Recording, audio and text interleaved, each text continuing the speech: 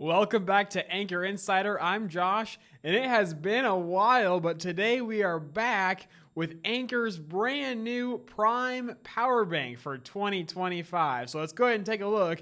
I have not unboxed it yet, so here it is. It comes in this wrapper here. So if we go ahead and slide the box out of that, we'll take a look at the box just briefly here.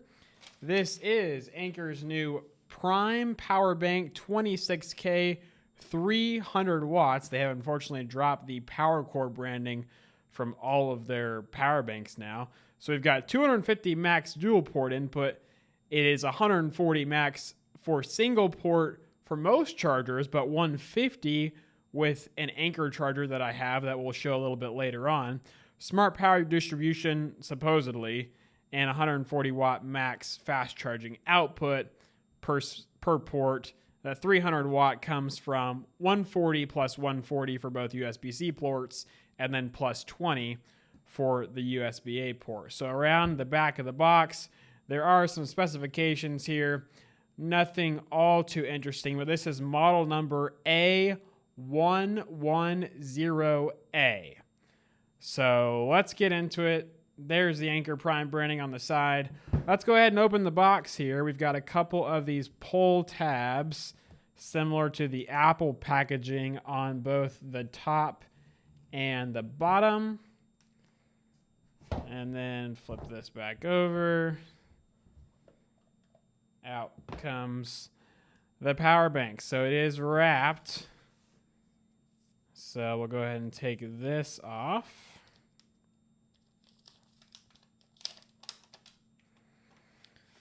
Not totally necessary to have that on there, but it is what it is. Okay, there's the power bank. Let's see what else comes in the box. There is a little bag for it, as is typical.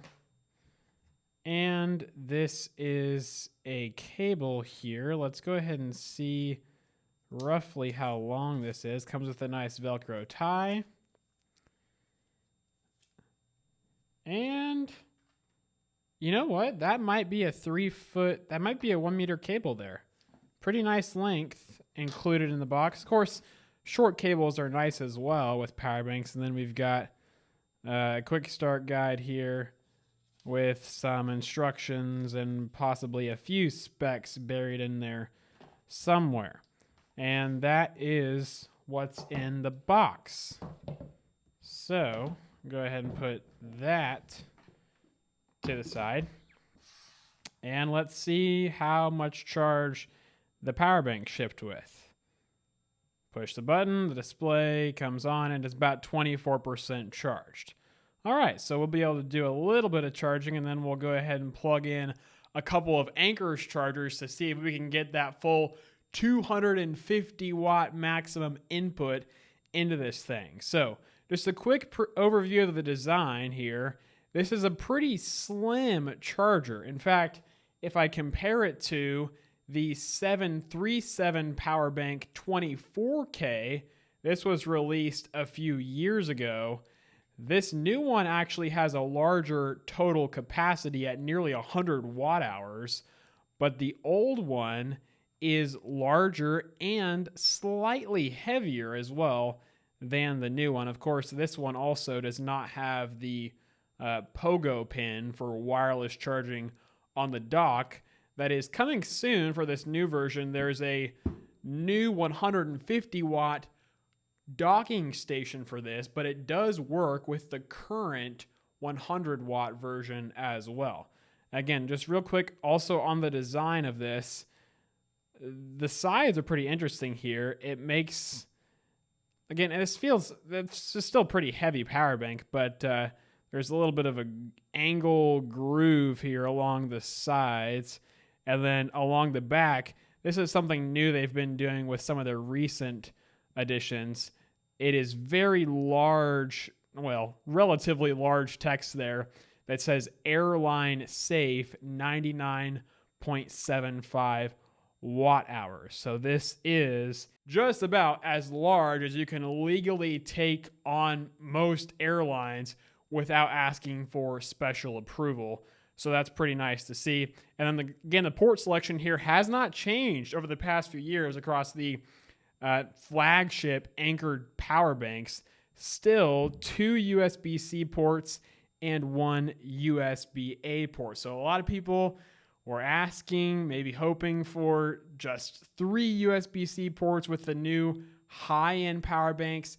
Anker did not go that way this year. We'll see. I imagine that's going to be coming up pretty quickly. But you do still have a USB-A port for maybe some people still have devices that can only charge via USB-A. I think the main reason is probably just because there are still generally more USB-A cables floating around in our world than there are USB-C. So just for convenience, if you don't happen to have a C2C cable, which, let's be honest, if you're buying a power bank that's this premium, you probably have plenty of USB-C cables to go around. But in case you don't, you can still use that USB-A port there. Also, if I didn't mention it already, this included cable here is supposed to support the new 150 watt protocol for input into this thing. So single port input, 150 watts. It's an Anker proprietary protocol, unfortunately.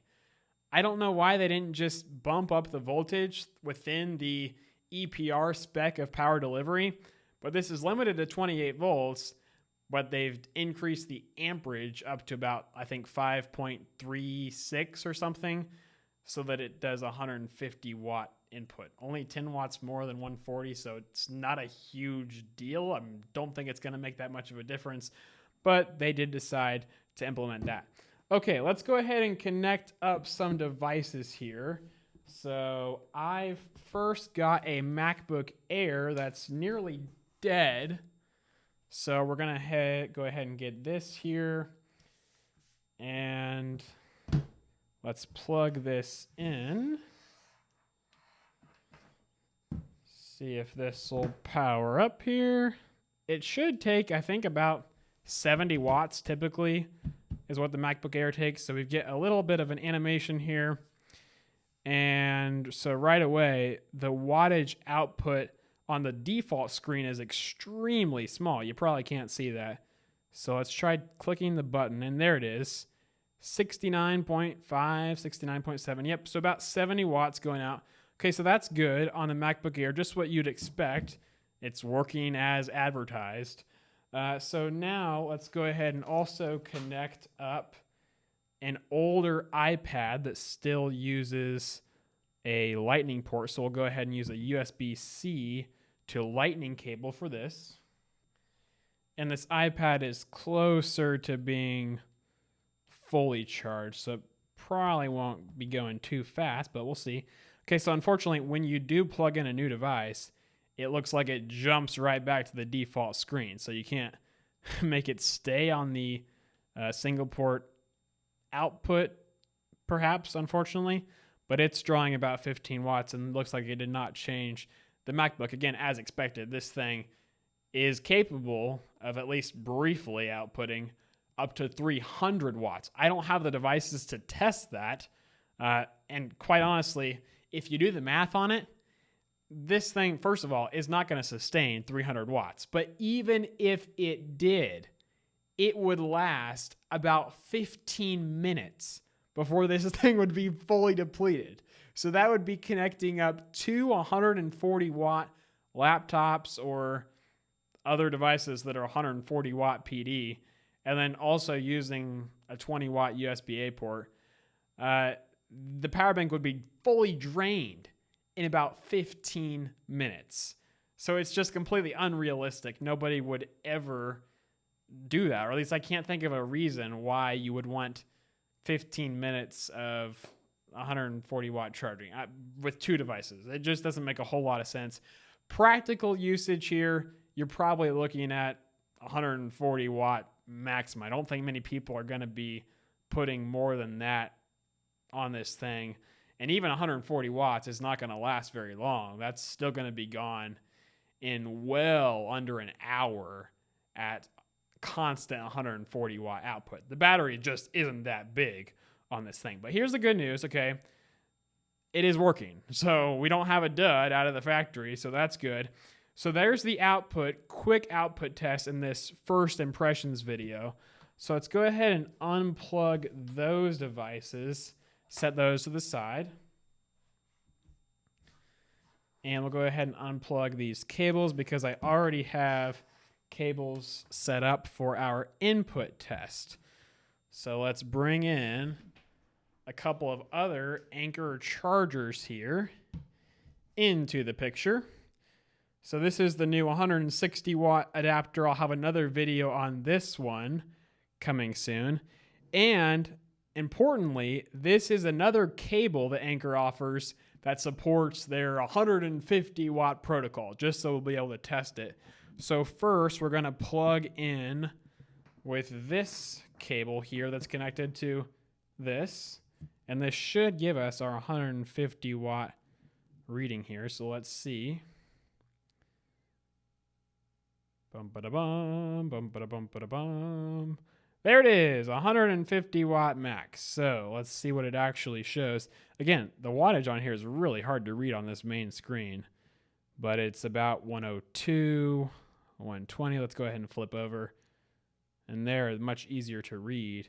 And yeah, it truly is looking at about well, that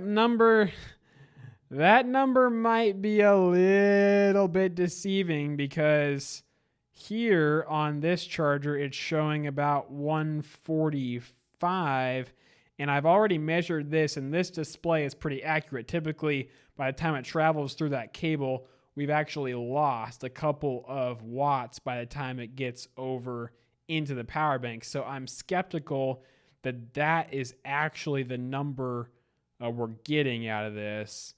But again, it's close. It seems to be over 140 watts. So I guess that's the main point. Not much of a difference with that Anker protocol. Okay, and then let's go ahead and add an additional 100 watt power supply to the other USB-C port. And let's see if we can rock this thing all the way up to 250 watts. Dual port recharging. Here we go. It is climbing up 30 to 40 to 50 to nearly 60. And we lost the screen again. Okay, back to the input screen this time. Here we go. 100 plus 150. That's 250 watts, folks. Wow. That is 250 watts. Again, I still think that that top number may be a little bit misleading, and possibly the bottom one too. But either way, it's going to be close to 150 watts, and 100 watts close to 250. Maybe realistically, this is closer to 230 to 240. I'd have to check with some power meters.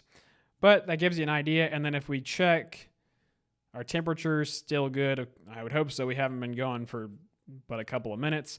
If we check the time here, this is going to be hard to read for you guys, but we're about 25%, and it says estimated 44 minutes until fully charged. But let's go ahead and now connect it to the Anker app.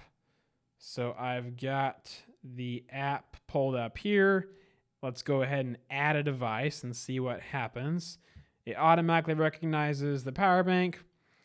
So you do not have to have, or you don't have to log into your Anker account to be able to use this. It just asks you to press the button to confirm that it's you that's adding it. It also does not have Wi-Fi as far as I'm aware. The Wi-Fi functionality comes if you buy the new 150 watt docking station, but the power bank itself is Bluetooth only. And it looks like right away we've got a firmware update. So it is wanting me to update to version 0.1.1.6. And it says the firmware version fixes some issues and optimizes the interactive experience of the device. Not too many details there, but you know what? It looks like we're going up 0.1 version on the end. So we'll go ahead and do that. And it says blah, blah, blah. Don't close the app. Well, let's see how long this takes. Okay, so while that's upgrading, I just want to talk a little bit more about this design. I gotta say, I am not a huge fan of this large black glossy area along the front. It seems very prone to fingerprinting and possibly scratches. Of course, time will tell as far as that goes. But I like the design of this, at least the front of this, a little bit better because, you know, the real glossy area is much smaller, as the displays are not that much different in size, right? It's not like this whole thing is a display. It's still just a small display. It's maybe a little bit larger than this older one. But I don't know. Let me know if you guys like this large glossy area along the front. Of course, if you're outside, these screens don't get super bright, so maybe a little bit hard to read. But then again, there's not really any essential information that's on the screen that you really need out of this thing. It's just a power bank, for goodness sake. So otherwise, the design does feel nice. It does feel more premium overall compared to the older version. But again, this is quite a bit cheaper. This was, I think, $150 when it came out. Now it's usually less than $100. I'll leave a link to this in the description below as well. And this one retailing for $230. It's currently on sale for about $161 with the code AnkerPrime, and that discount is valid on Amazon. We'll leave links to both of these in the description below. And of course, we'll have our full suite of testing coming up, but this is just a first impressions video. And again, the main difference here is going to be the size, because you think about the output, right? 300 watts versus 140 watts. It sounds like a huge difference. Most people are not going to be using it for more than 140 watts hardly ever. In fact, most people that get this power bank, I would say most people might never get over 140 watts of output coming from that thing. Input speed, you know, this also takes 140 watt input, and it actually rides pretty high up in the input, well into the charge, even above 80 or 90%. It's still charging really rapidly. So this thing charges up very quickly. I mean, is there some benefit to having the option to go connect two ports, perhaps requiring two chargers to charge it a little bit faster?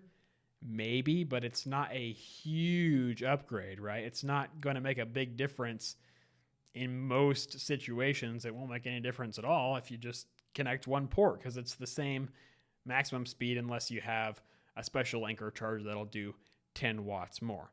And the wireless charging could be nice for some people, but again, that's another additional cost.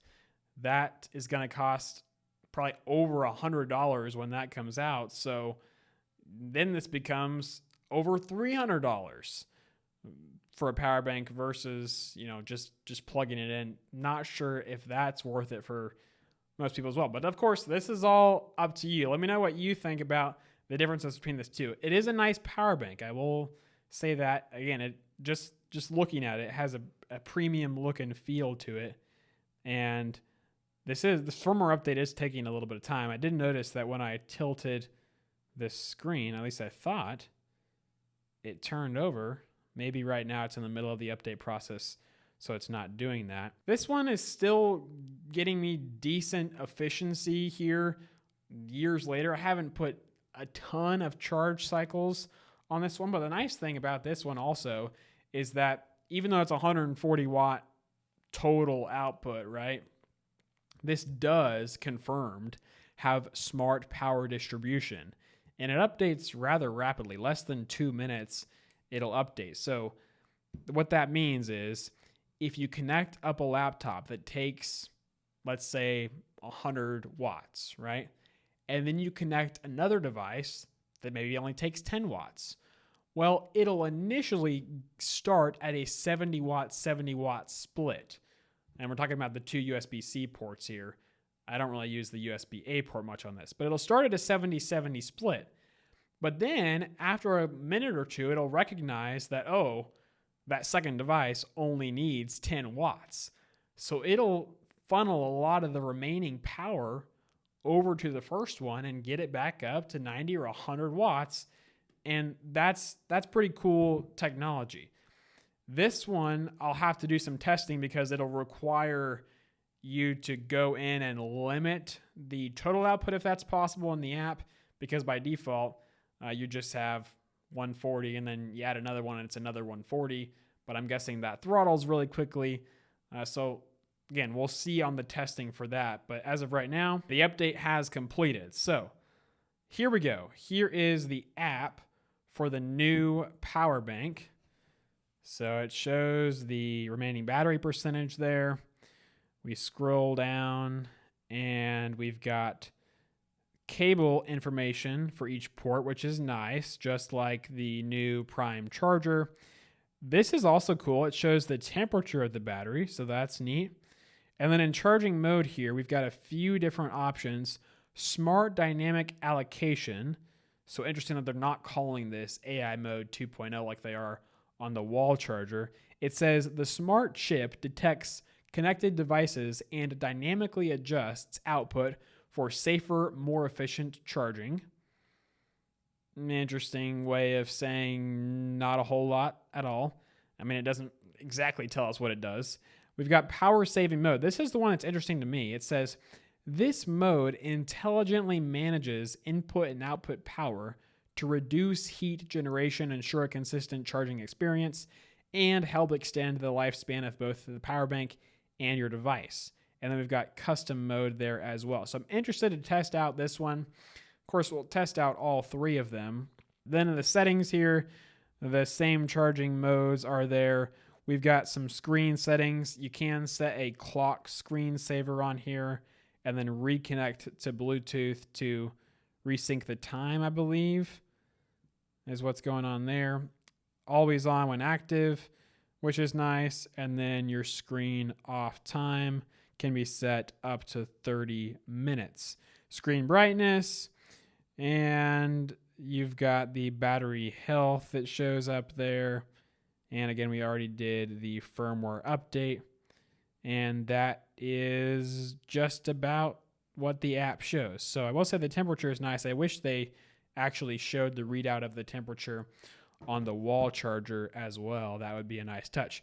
But there we go. There's your first impressions of the new AnkerInsider power bank, 26K, 300 watts. It's a confusing name. It's an expensive device. You can save some money though if you order within the next week, or at least as this video is coming out. I believe that discount lasts through the end of the week, and then we could see additional sales later on. So check the link in the description for the latest pricing. It's an affiliate link that earns the channel a few percent at no extra cost to you.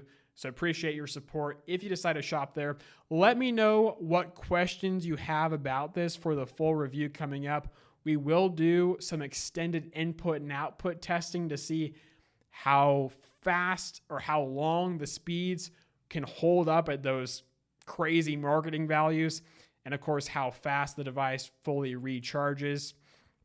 Let me know if there's anything else you want to see, any specific compatibility questions or questions about features or the different modes of operation here. We'll have a full review coming out soon. That is your first look at Anker's new 2025 Prime Power Bank. Thanks so much for watching. We'll see you in the next one, hopefully sooner than 2 years from now.